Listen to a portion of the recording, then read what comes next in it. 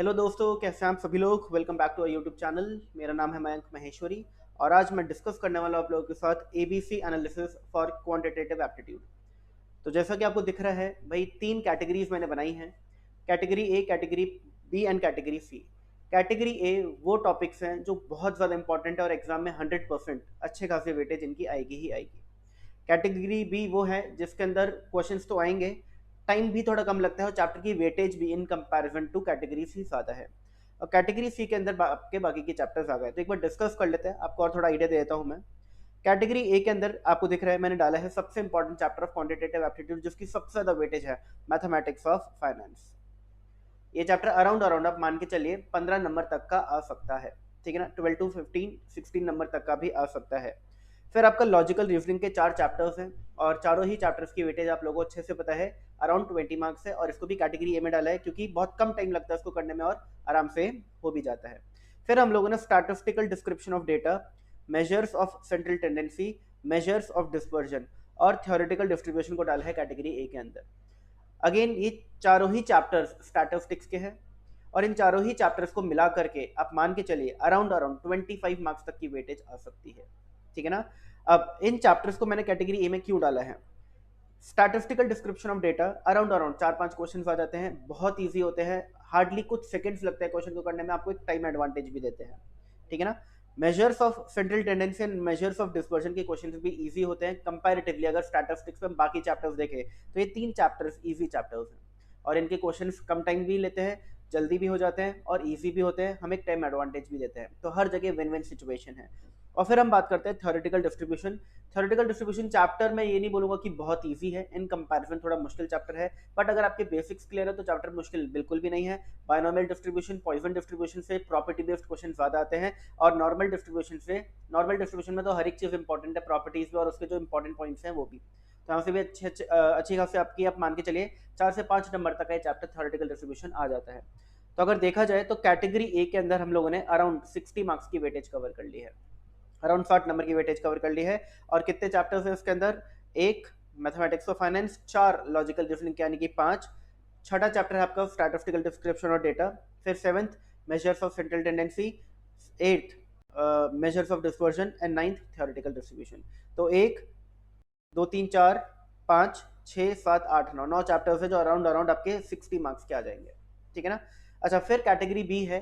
Category B के अंदर आपको दिख रहा होगा कि मैंने सिर्फ स्टैटिस्टिक्स के चैप्टर्स डाले हैं और उसका रीजन ये है कि मैथमेटिक्स के अंदर नंबर ऑफ चैप्टर्स बहुत ज्यादा है, ठीक है ना। अगर आप मेरी बुक से पढ़ रहे हैं, अगर आपने मेरी बुक से पढ़ाई की है तो आपने देखा होगा कि मेरी बुक के अंदर 12 चैप्टर्स हैं। इंस्टीट्यूट की बुक में कम चैप्टर्स है क्योंकि इंस्टीट्यूट में काफी चैप्टर्स को मर्ज कर दिया गया है। जैसे कि पहला चैप्टर इंस्टीट्यूट की बुक में है ratio, proportion, indices and logarithm, but मेरी बुक में 3 अलग अलग चैप्टर्स हैं। तो मेरी बुक की अगर मैं बात करूं, 12 चैप्टर्स है मैथ्स के अंदर और 12 चैप्टर में से एक चैप्टर मैथमेटिक्स ऑफ फाइनेंस, ठीक है ना, 15 नंबर के आसपास का आता है। और मैथमेटिक्स, पूरी बिजनेस मैथमेटिक्स 40 मार्क्स की आती है। तो अगर हम आइडिया लगाएं तो 11 चैप्टर्स की वेटेज कितनी बची? 25 मार्क्स, ठीक है ना। और अगर हम डिवाइड करें 25/11 तो अराउंड 2 के आसपास की वेटेज हर एक चैप्टर की बनती है, यानी कि हर एक चैप्टर बिजनेस मैथमेटिक्स का 2 to 3 मार्क्स की वेटेज रखता है। और उनके अंदर कंटेंट देखा जाए तो कंपैरेटिवली थोड़ा ज्यादा है, ठीक है ना, मार्क्स के अकॉर्डिंग। तो इसलिए मैंने सारे ही चैप्टर्स जो बच गए मैथमेटिक्स, बिजनेस मैथमेटिक्स के, उनको कैटेगरी सी में डाला है, ठीक है ना। कैटेगरी में आपके स्टैटिस्टिक्स के चैप्टर्स आते हैं क्योंकि स्टैटिस्टिक्स में चैप्टर्स कम है और वेटेज उसकी भी 40 है, तो चैप्टर्स की जो इंडिविजुअल चैप्टर्स की वेटेज है वो थोड़ी ज्यादा हो जाती है, ठीक है ना। तो को relation and regression again 4-5 number का आ सकता है। Index number again 4 to 5 marks का आ सकता है and probability again 4 to 5 marks का आ सकता है। तो आपके वो चैप्टर्स हैं जो आपके, अच्छा, प्रोबेबिलिटी 3 to 4 मार्क्स का मान के चलिए आ सकता है। तो इन चैप्टर्स की वेटेज जो है वो अराउंड अराउंड आपकी 12 to 15 मार्क्स बनती है। 12 से 15 नंबर तक के 3 चैप्टर्स आ सकते हैं। तो अगेन चैप्टर कम है और वेटेज कंपैरेटिवली ज्यादा है। अब बाकी के आपके जो चैप्टर्स बच गए, ठीक है ना, हम लोगों ने 9 चैप्टर्स कवर किए थे कैटेगरी ए के अंदर, 1 2 3 चैप्टर्स कवर किए हैं कैटेगरी बी के अंदर। मेरी बुक के अंदर टोटल 24 चैप्टर्स हैं।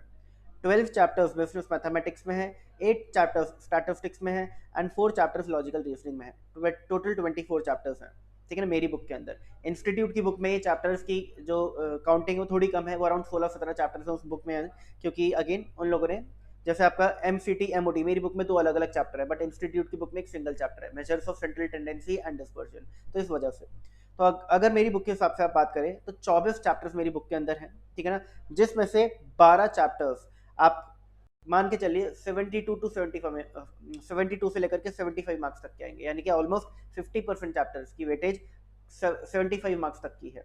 और बचे हुए जो 12 चैप्टर्स आपके रह गए, ठीक है ना, ये चैप्टर की आप देखिए वेटेज जो है वो अराउंड 28 मार्क्स की है, ठीक है ना, अराउंड 28 मार्क्स की है। एंड देखा जाए तो हर एक चैप्टर की वेटेज 28/12 अराउंड 2.5 के आसपास निकल करके आती है, इसलिए इनको हमने कैटेगरी सी में डाला है। बट हाँ, अदर चैप्टर्स के अंदर अगर मैं बात करूं तो आप permutation, combinations, set relation, functions, ये 2 चैप्टर थोड़ा 3 to 4 मार्क्स तक के पूछे जा सकते हैं, ठीक है ना, 3 to 4 मार्क्स तक के पूछे जा सकते हैं। But ratios and proportions, indices, logarithms और AP GP, linear equations, linear inequalities, इन सब चैप्टर की वेटेज अराउंड 2 मार्क्स की ही रहती है, ठीक है ना। बहुत ही रेयर केस होगा कि इन चैप्टर से 3 नंबर के भी क्वेश्चन आ रहे हैं, ठीक है। तो इसलिए ऑल अदर चैप्टर्स की कैटेगरी है। तो अगर आप लोगों को रिवीजन करना है अच्छे से तो आप प्रायोरिटी दीजिए कैटेगरी ए को, ज़्यादा प्रैक्टिस करिए, ज़्यादा क्वेश्चंस ट्राई करिए और ज़्यादा टाइम डिवोट करिए इन चैप्टर्स के ऊपर।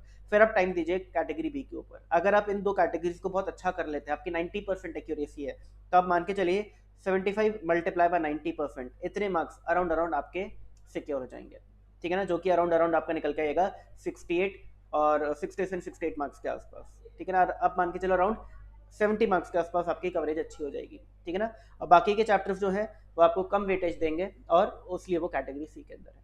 तो आई होप ये एबीसी एनालिसिस आपको हेल्प करेगा अपने चैप्टर्स को अच्छे से रिवाइज करने में, किन चैप्टर्स को प्रायोरिटी देनी है ये समझने में। तो मिलते हैं भाई नेक्स्ट वीडियो में। आई होप आपको वीडियो अच्छा लगा होगा। अगर अच्छा लगा तो प्लीज़ कमेंट सेक्शन में बताइए, लाइक करिए वीडियो को एंड वीडियो शेयर भी करिए। Thank you very much, bye bye.